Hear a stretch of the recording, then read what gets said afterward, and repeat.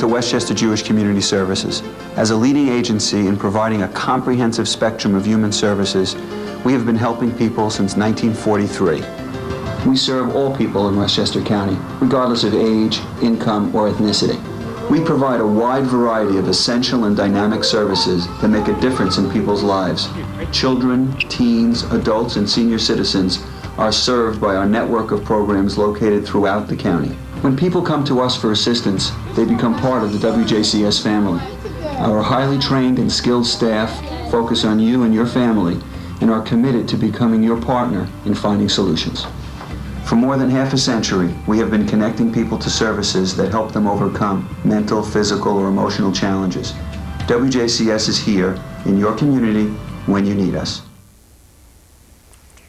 Welcome to the Ways We Care of Westchester Jewish Community Services. I'm Dale Wang, Director of Community Relations. WJCS is funded by UJA Federation, United Way, government grants, private individuals, foundations, and corporations. With the beginning of the new millennium, many institutions and individuals took the opportunity to assess where they were and where they were going. In Westchester County, the Department of Planning was asked to take a broad view of growth in our area and develop statistics and projections to help the county and local governments understand the demographic, geographic, and economic trends that are likely to affect their municipalities over the next 20 years. The resulting report, called Megatrends, has been prepared by the Westchester County Department of Planning under the direction of Commissioner Joyce Lannert, who is here with us tonight to discuss its findings and recommendations. I'd like to welcome Commissioner Lannert. Thank you for joining us. Joyce, why was this an opportune time to look backward and forward in an effort to define the county's issues? Well, what we had wanted to do was really present a picture for the county executive of certain areas that we thought perhaps we hadn't looked at the implications of as much as we needed to. And those three areas were the demographics and the changes we anticipated, housing, and what the housing crisis was doing to the county, to future growth and economic growth of the county, and then transportation, because they're all interrelated and they all have a bearing on the economic health and well-being of the county. So those were the three areas we focused on in here. Mm-hmm. And how was your report compiled?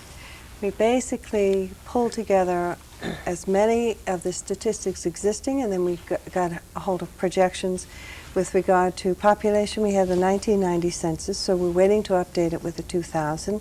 But there are projections made with that through New York State Transportation Department, NIMTIC, part of one of the subdivisions of Department of Transportation. We had information about housing and change in housing prices from realtors, and we tracked that through a multi-county business. And then we also knew what was going on in terms of transportation throughout the region, and we looked more broadly than we usually look in Westchester County to outside, to the influence of the Stewart Airport, which is growing in business, to what's happening on the Jersey Shore or not happening, and over to Connecticut. So we really took a much broader picture this time than we did before. Mm-hmm.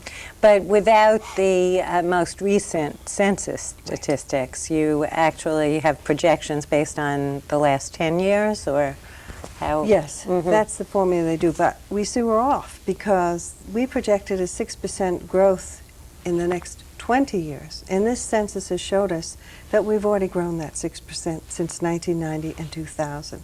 So it'll be interesting to see in what other ways we underestimated as well. Mm-hmm. So what would be the next step? Are you going to be looking then at the census and revising this initial report? Unfortunately, the census doesn't give us details until approximately a year from now. We have broad numbers. We have numbers by race. We do not have by age or by income. So we can't do those fine line statistics that were able to show us differences between North and South County, for example, with educational attainment and income. We won't have that data for another year or so. Mm-hmm. Okay, well, let's take a look at the population profile as you did develop it based on the previous statistics. Can you tell us a little bit about who we are and what we're likely to be? Well, we're getting older, and I know that. Yeah, we all know that. Somehow I see that all the time. We expected the aging population to grow by 30% in the next 20 years. We may be closer to that, we're not sure. But then there's a funny bulge because the youth population is growing based primarily on immigration, families, and the fact that some of the groups immigrating tend to have larger family size. So we're going to have a bigger number of children and youth as we go on, and then a larger elderly population. But the middle areas, we don't expect to anticipate a great growth area in that. Mm-hmm. We have already grown about the size of the city of White Plains. We've added that 50,000 number that we expected to add in 20 years. We've already added that in 10. In 10 years, uh-huh. Right. Now, how about in terms of the geographic distribution? More in the south, and that we did expect. The northern counties have slowed down in their rate of growth, and they're not really welcoming more growth. The watershed, the implications of protecting the drinking water source and the 40% of land mass that comprises the New York City watershed has had a lot to do with slowing growth in the north. We are seeing a major growth in the cities, in the the 4 cities in the south. And a lot of that growth, again, is immigrant population and primarily Hispanic. New Rochelle is 100% increase in Hispanic population, and Yonkers is 68 or something close to that. So we're seeing city growth, and we're seeing it largely through immigration. Mm-hmm. In the report, it also pointed to certain educational and income disparities. Right. Could you talk a little bit about that? We were just surprised. We were just surprised that there really was a difference. I think it was 62% in the north that had college educations. I'm not sure where that is, and we find that in fact it's less in the south. Don't know where we have that exactly. I can come back to that. Uh-huh. We were just surprised that across the board there were differences between the north, central, and south part of the county. Educational attainment, how many had, what percentage had college degrees, and then also the median incomes. So that we felt was a telling difference that really needed to be addressed in a particular way. Mm-hmm. Now, what implications do these trends have for government and social services in the county? Well, several. We looked at housing also, and we saw that the housing costs were rising so in Westchester County. And with that, we also saw that people were commuting from farther and farther away, which has tremendous implications to us in terms of, first of all, they're building wider roadways to accommodate the populations coming in. The fact that they may need to build a new Tappan Zee Bridge to accommodate traffic coming across to come into Westchester. But then you have these income and educational disparities where you have the bulk of the population that does the service jobs, the mid-range jobs, not the $140,000 a year managerial job. These people are living increasingly south of 287, but needed to work north of 287. So how do we get them from here to there? And even our school districts, the range of where their teachers are being drawn from is very, very big now. It's large. Mm-hmm. And more of our workers are coming even from Brooklyn and Queens, which has an implication on the other day when the county shut its bus service for 2 days. Sure. White Plains Hospital was in a pickle because they came up by train, but the buses weren't running. Mm-hmm. And so what do you do when you're dependent on a workforce that in itself is not mobile? Uh-huh. And so we have to look at those implications as well. Right. Now, in terms of educational institutions, I assume that some of these statistics will be used to project the need for additional schools. Or Right. Most particularly, I think, the county executive has already begun with working with Westchester Community College. I just attended this morning an opening of a second satellite branch in Ossining, and this will be a magnet school for health and health-related services. And they will be opening in Yonkers and in Mount Vernon within the next year and 2 years. And this is specifically to address this. We have people in the city populations who don't have cars, who can't get to the Valhalla campus, and need to have their skills upgraded. So they go from minimum wage to a living wage. And this is where the county executive specifically worked on extending higher education to these groups, and it will make a terrific difference. Really. Mm-hmm. And how about at the lower school levels? Do you feel that these statistics will be used to plan for increases in school budgets and things of that sort? I think what it happens is that it shifts. More schools are taking into account bringing on social workers as well as additional teachers to ease the transition of new families into families from different cultures into our school system, because it has issues about volunteerism, about attending PTA, about doing sorts of things that may not be part of their own culture, about drawing them in so that they can have a voice. Mm-hmm. And just anecdotally, we know, because the county doesn't work directly with school districts per se, right. But we know that they're responding in this way in terms of trying to bring in these communities and groups in, as full membership in their school systems. Uh-huh. I assume that this will also have some effect on the welfare system. Is that something that you get involved with at all? In this case, we are just sort of the harbingers of news. I won't say good news or bad right. news, just news. It makes some difference to the welfare system. For us, it's a crush on the additional requests for housing and assisted housing that our numbers are set by Washington. And this is again where the issue of adjusted versus unadjusted numbers became right. such a very politically charged. Mm-hmm. If we have an undercount, then all of our funding sources are reduced. Our housing subsidies don't reflect true need, et cetera. So mm-hmm. Mm-hmm. Some of these things are not something that as a planning department we would work directly with, but we work with all the other departments in helping to give them the information they need to plan. Right, right. There was another aspect, the increase in the aging population. That's right. Tell us about the issues that will face this group as time goes on. Yeah. We expect this senior population to grow, and there are a couple of things that will make a difference for. For one thing, we have assistance in terms of federal programs that give housing and housing vouchers to elderly people. The problem is we found in the 1990 census, and since we don't have the breakdown now, that 80% of the people living alone were women, and 26% of the population overall lived alone. So we have service needs for these populations. We don't have enough assisted living units that can be afforded by them. And even in the assisted housing that we do have, it comes as housing with no services attached. So if you have a Section 8 elderly project, just provides housing. The people in those projects are getting older at the point where they're getting frailer, and we'll now have to lobby and work with HUD to provide services in our own assisted living as well. Mm-hmm. But we also rely an awful lot on the private sector, and in that respect, there's a huge mismatch between the average cost of independent living, but within this kind of a setting, $3,500 a month in general, mm-hmm. which requires an income of about $50,000.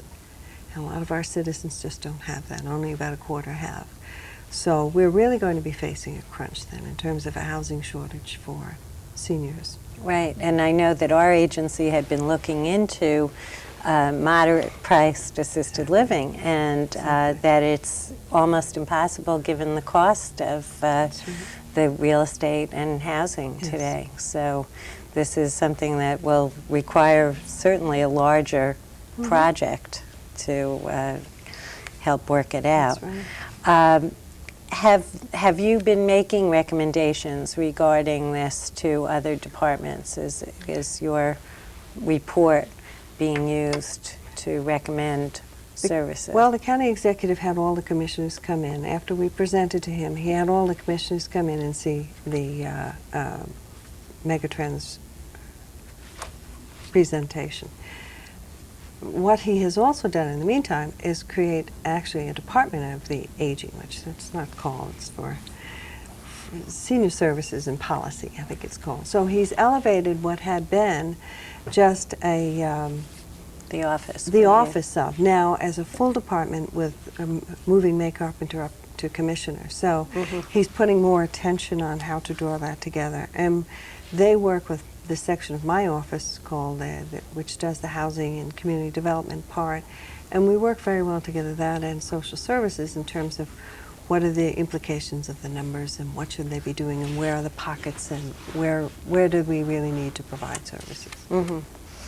In your report, you mentioned that there was going to be a need to facilitate an urban strategy. Yeah. What was meant by that? And Well, because we saw the changes particularly affecting the cities. So the county executive is in much more, how do you say, provided much more outreach to the cities in terms of trying to work with them in doing these things. For example, the urban consortium that deals with the community development block grants that we have doesn't deal with the cities. They have their own entitlements. And so he needn't have made this outreach, but he is working with the mayor specifically in trying to facilitate housing for the elderly and for lower income. He's worked in terms of getting the community college sited in Yonkers at the Cross County Center and at a place that isn't yet determined in Mount Vernon. We're working with the city there. So that we have more of a departmental cross. He will actually have city departments work with various county departments and working on projects that are a benefit to the city and getting the county much more directly involved in helping and working with the city in that respect. When you put that system in place, how do you expect that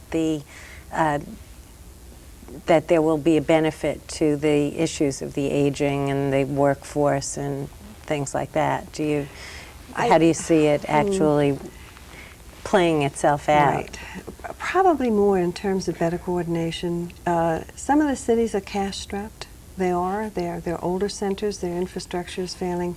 For example, the county also worked, it's not directly related to those issues, but in terms of where the county picked up and helped the cities in terms of the inflow and infiltration problems with aging sewer systems. The county is helping in underwriting the costs of providing repairs to these systems. We are working more to get transmodal centers that will bring together bus, train transportation, shuttle services, and working directly. We've done that in New Rochelle. We'll be doing it more in Mount Vernon, looking at how you get these workers from mass transit to areas of employment. We've worked directly in buying, we now have what's called a New Homes Land Acquisition Fund, where we can actually buy the land so that a not-for-profit can come in and build the housing. Because as you said, it's the land in Westchester that's so expensive. So we've put aside monies in this account that will make that possible to do that. So there are certain strategies that are being right. put into place that hopefully will alleviate some of these Right. issues. You also had pointed to the need for strategic alliances, and I'd like to hear who those alliances are intended to be with and what the goals might be.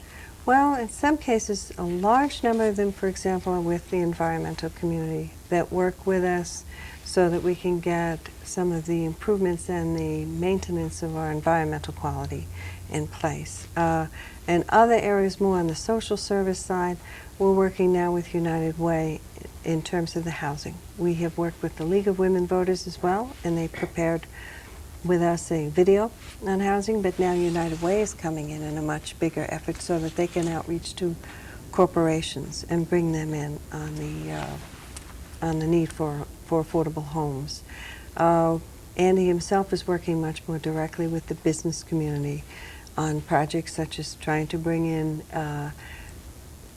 increase the biotech industry in the county, which is I think Westchester County is first place in the state on biotech, which I hadn't realized. Working to maintain the light manufacturing industry, which provides mid-level jobs for a lot of people, using the IDA to do that, keep people in place and keep jobs in place.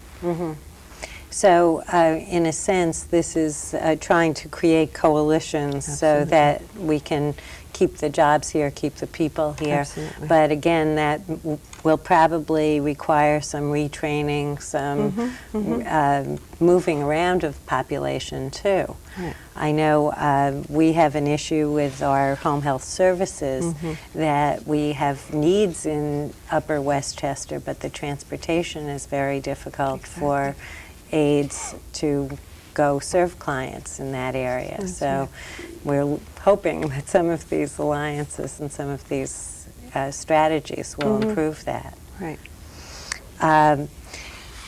How does you mentioned it a little bit, the increasingly stressed transportation routes, how is this affecting currently our ability to attract workers and to hold employees? That's a very sticky issue. As I mentioned, the largest increase in number of workers is coming from Brooklyn, Queens. It amazed us.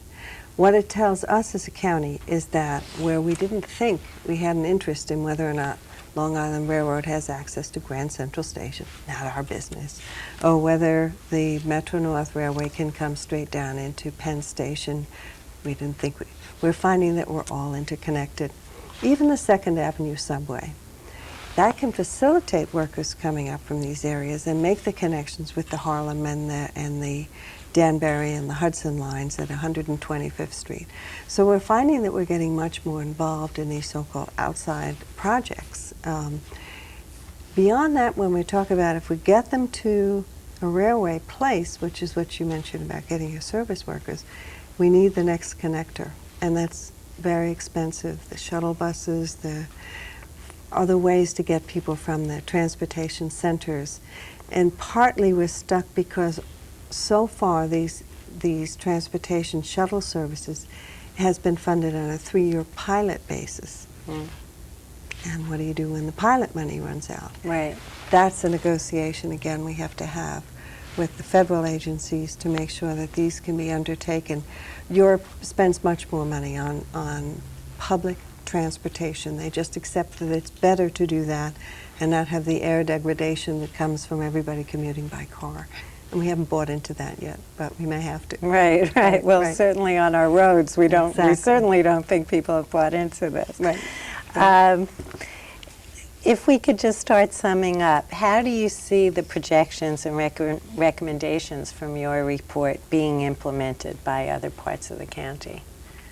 We're having the hardest nub with the housing.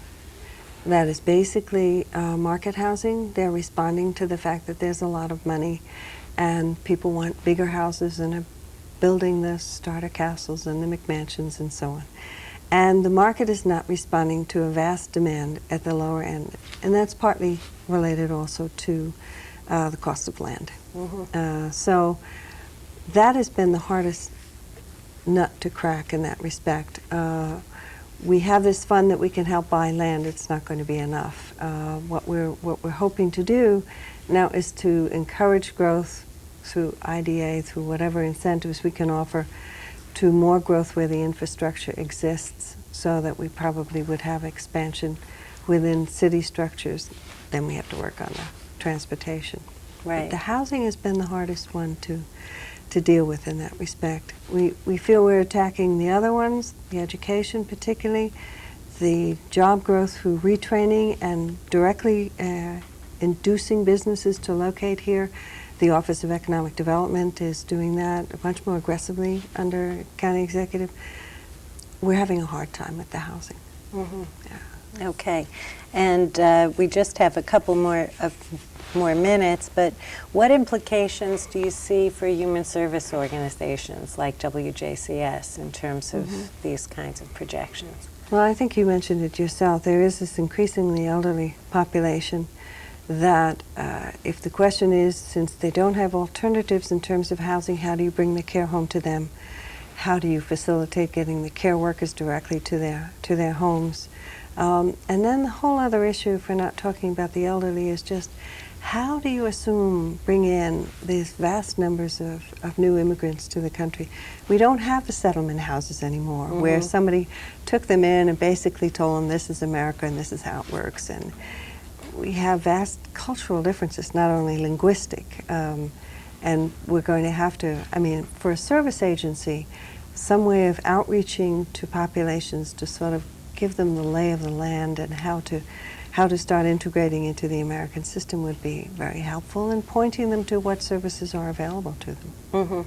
And I know, as we'll be talking in the next segment, a lot of work is being done in the schools too, because it's not only the acculturation of families, it's the acculturation of the children and these youth, the increased number of youth, many of whom are stressed by economic and language difficulties. Well, Joyce, it's really been fascinating talking to you.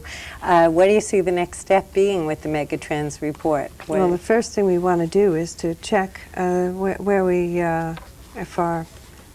were on target or not. As we see, we've already had more of a population growth than we anticipated, and then do a recheck in terms of, as the additional numbers come in, how we adjust our policies, whether we have to do more in terms of the job generation, but the transportation and the housing, we know we still have to do the most work in. So we'll look forward to Megatrends 2. There we go. Okay. Yes. Well, Right. I hope you'll come back and update us again. Thank you very much I for want the to opportunity thank to you, explain. Joyce Lannert, for letting us know about Megatrends, and I hope you'll stay tuned. In the second half of our program, we'll be talking with WJCS staff members who will be affected by the Megatrends issues and how we plan in our agency to be coping as the years go on. Thank you.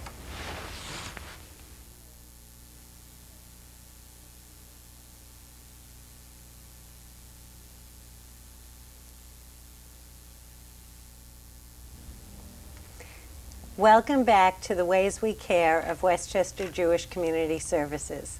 I'm Dale Wang, Director of Community Relations. WJCS is funded by UJA Federation, United Way, government grants, private individuals, foundations, and corporations. Tonight we have been discussing a recent Westchester County Department of Planning report called Megatrends, which was designed to help our officials and our institutions plan for and address the needs of our county's citizens as the 21st century unfolds. In our first segment, Commissioner of Planning Joyce Lannert helped us understand several key elements of the report relating to the changing composition of our population, the impact of an increasingly elderly and frail population, and the stresses on available housing and transportation.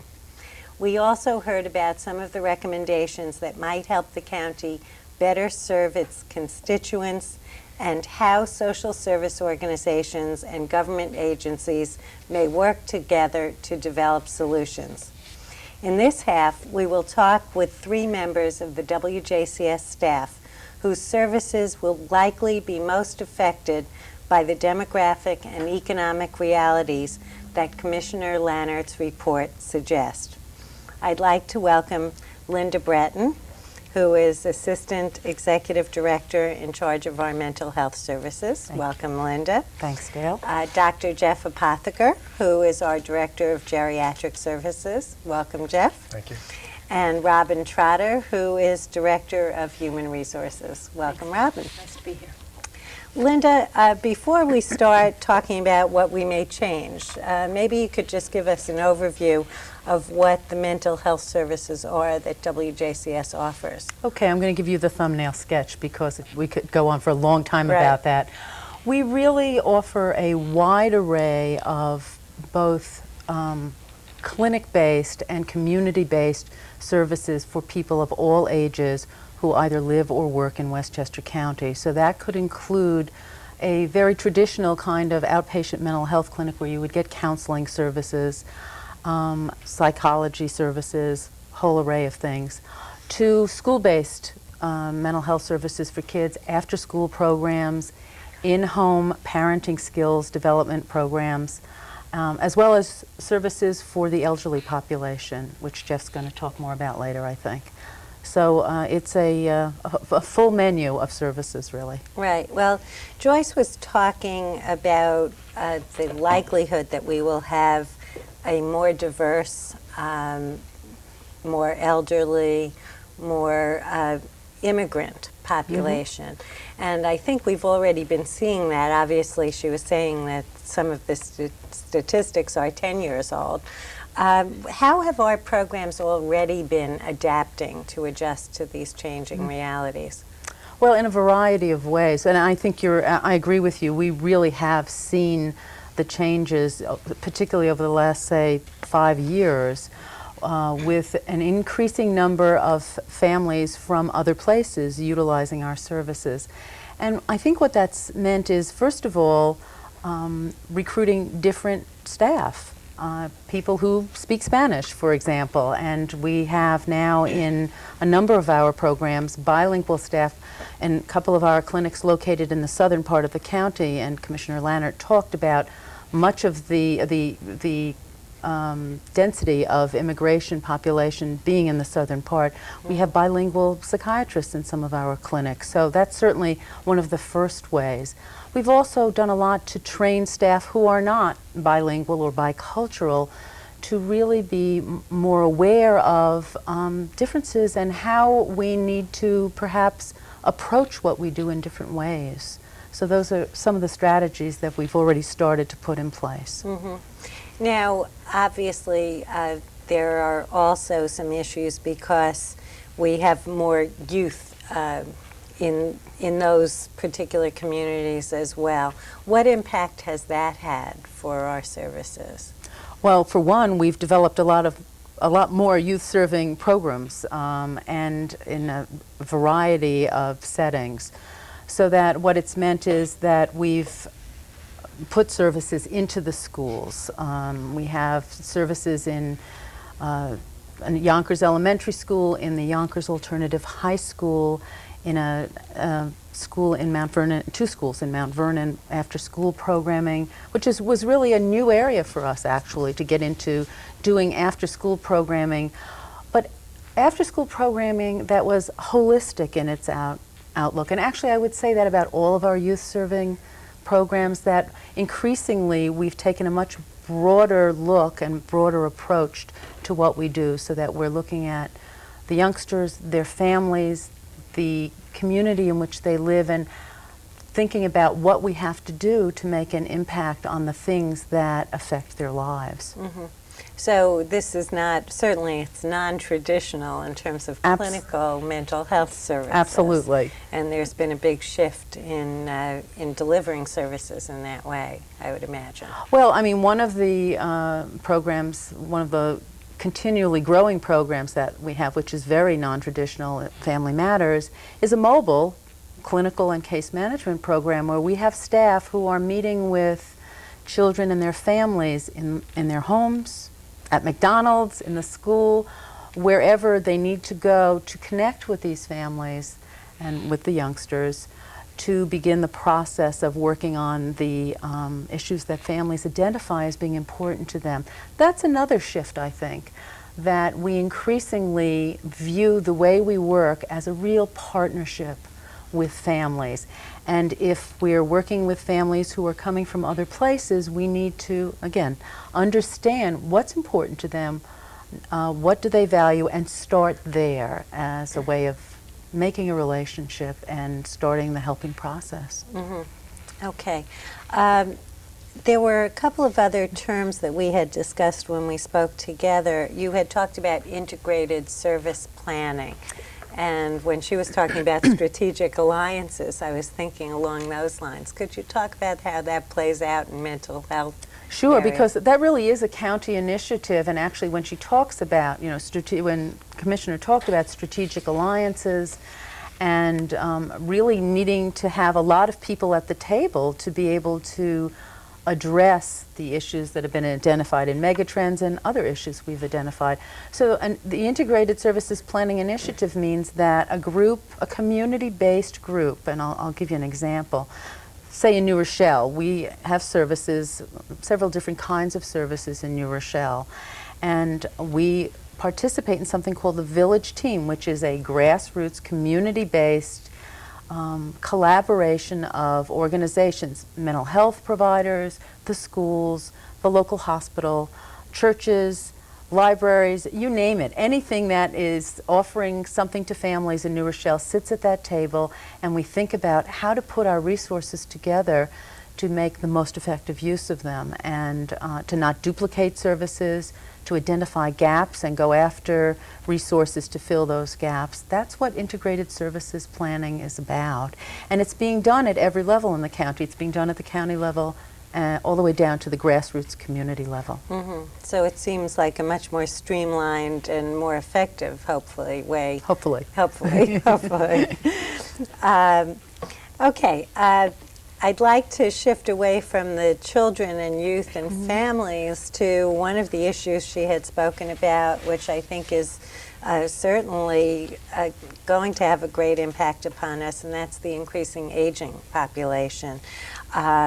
Jeff, what kind of services are we already providing, and how do you see some of the aspects that Joyce was talking about affecting us for the future? Well, we offer a variety of services for older individuals living in Westchester County. The traditional mental health services, such as clinical services, mental health services. We offer continuing day treatment program services for individuals that have had long-standing issues with mental illness. We also offer case management services to the elderly. So we help an individual, for example, go after certain entitlements and help fill out applications for them. We also have a number of social clubs, which really have a range of aged individuals in there, but we offer a number of recreation and social services through those clubs. We also have a geriatric outreach service, and this is a special mental health team that will go out into the community to serve older individuals who are too frail to come into a service site. We also have a program called Share Care, which is a special case management service that assists a family deal with the needs of the individual, the aged individual, to help them remain at home and age in place. So some of these programs will certainly, as we look to a future with increasingly older adults, I could certainly see where families may require the share care services. We didn't yet mention connections, but some of the aspects, where do you see us needing to expand some of those services for people who are more home-based, more frail?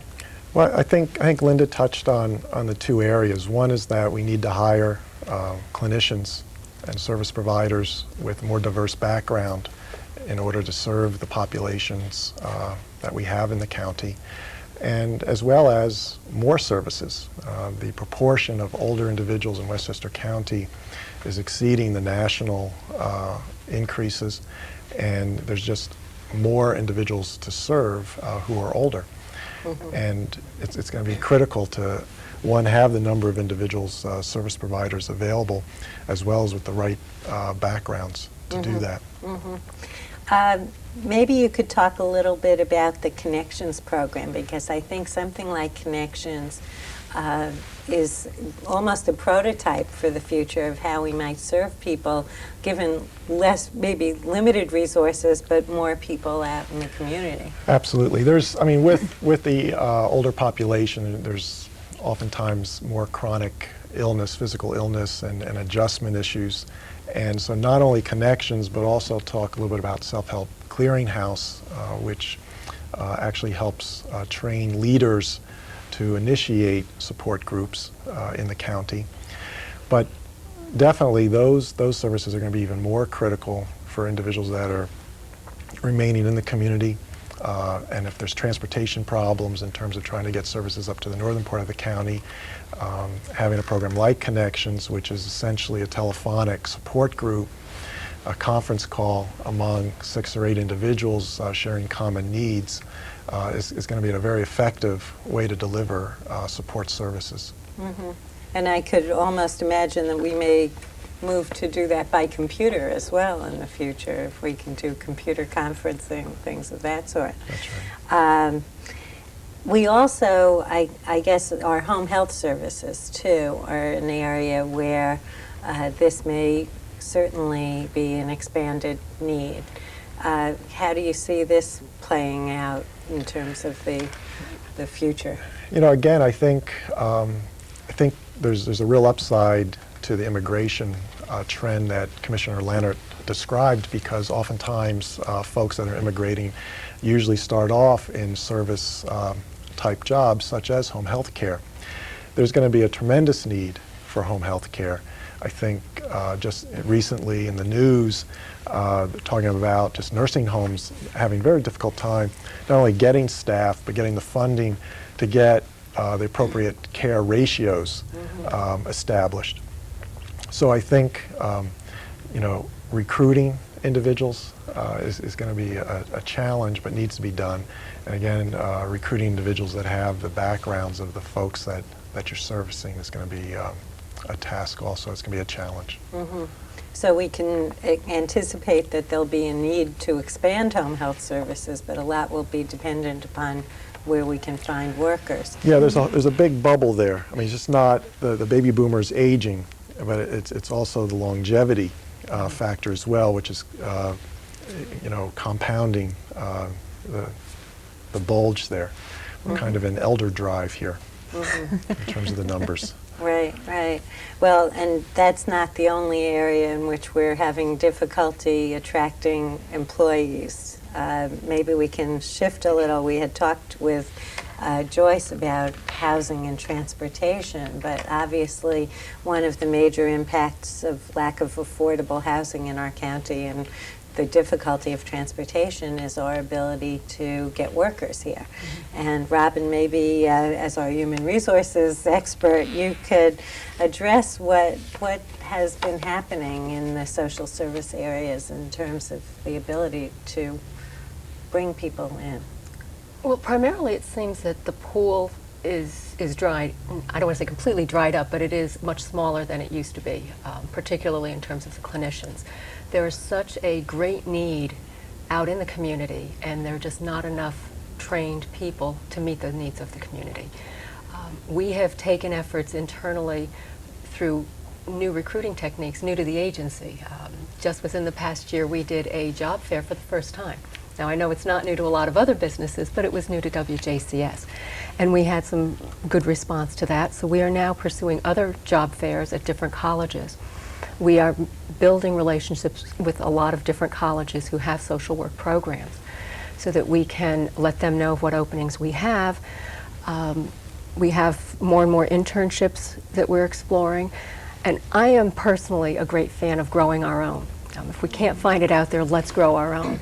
So I think through internships and through in-house training, more and more we will be giving our current staff or incoming staff more training to meet the particular needs in geriatrics or in early childhood education and everything in between. Recently we just started, as you know, our WJCS website, and we do post our job openings on that.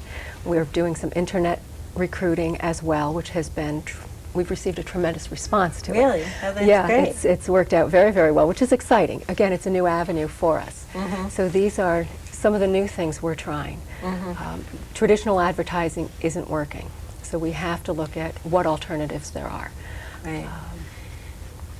Linda, how is that playing out in your division in terms of trying to, we have had expansion in our programs, but yet the jobs are more difficult. Definitely. How are you coping with the need to find appropriate workers? See this gray hair? No. We don't see any gray hair. We make it red when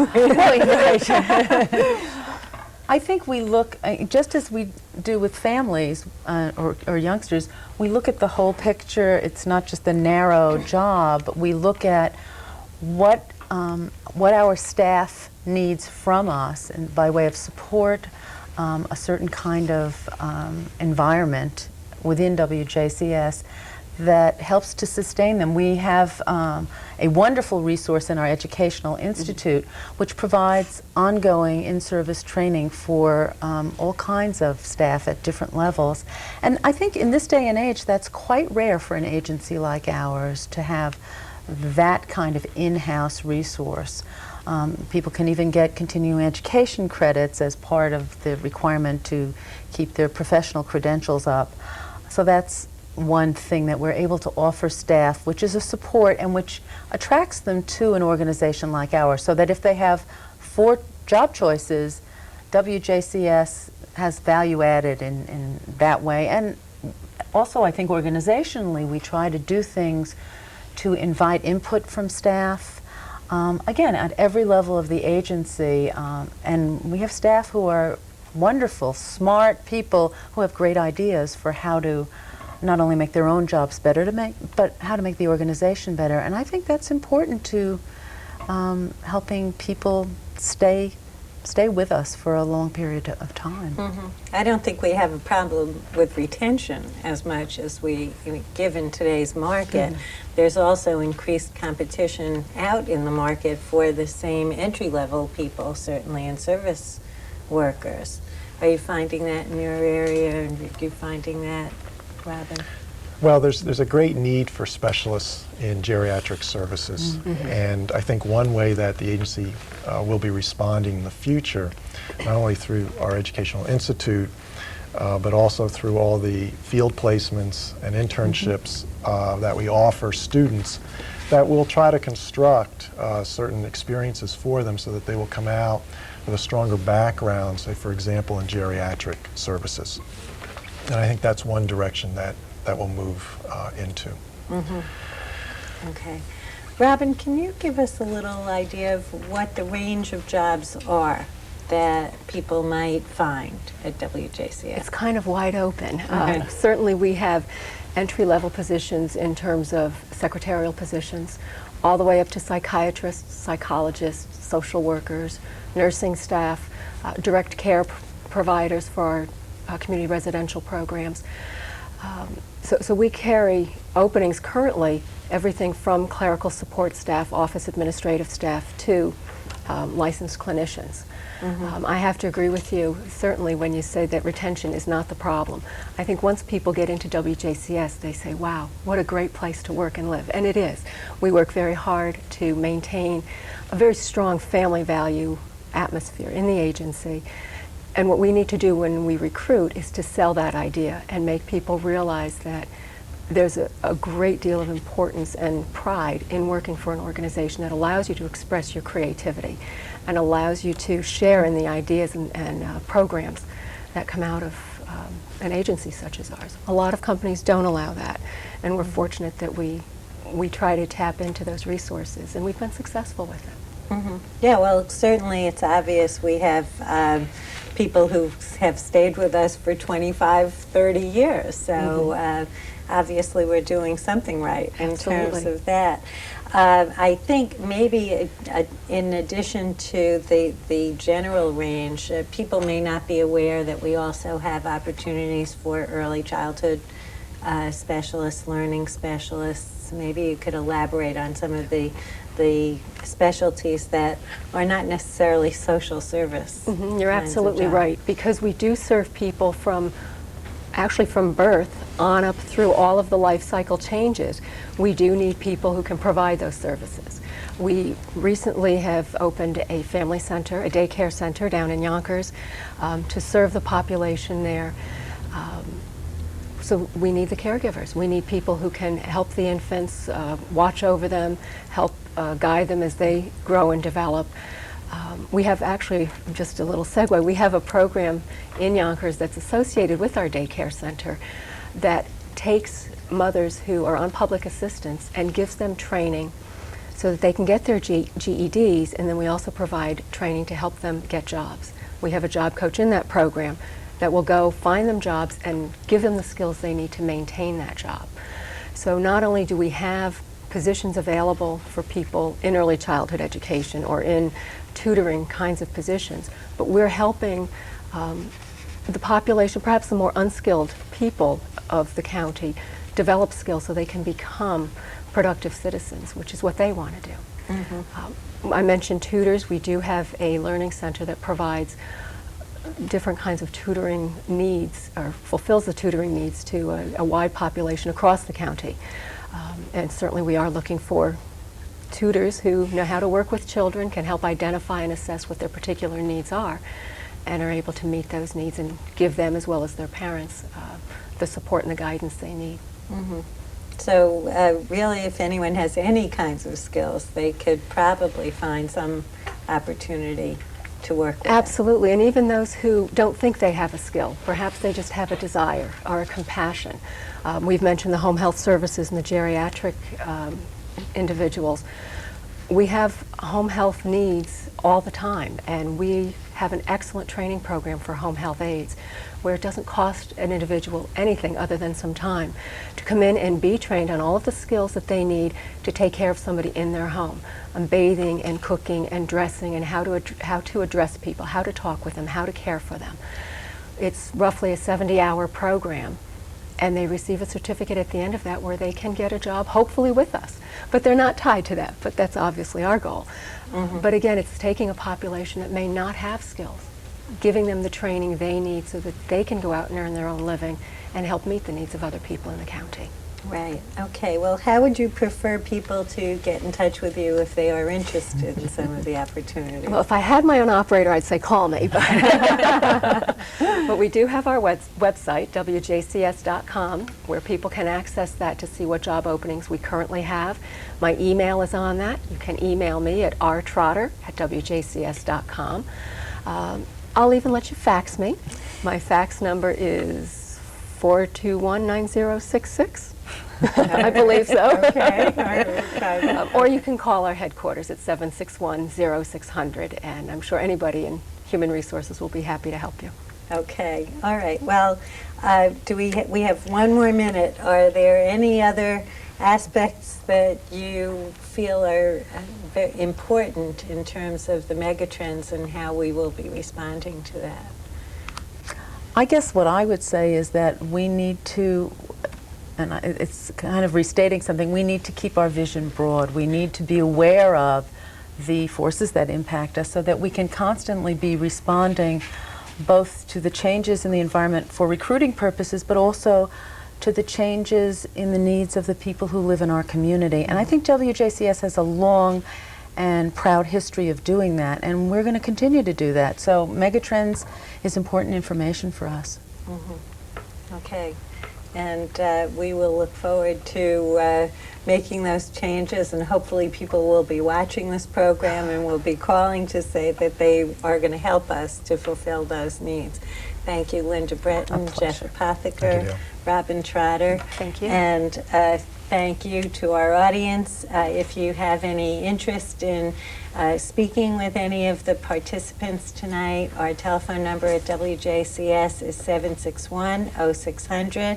And we hope that if you are looking for employment in the social service area, you will give WJCS a call. Thank you and good night.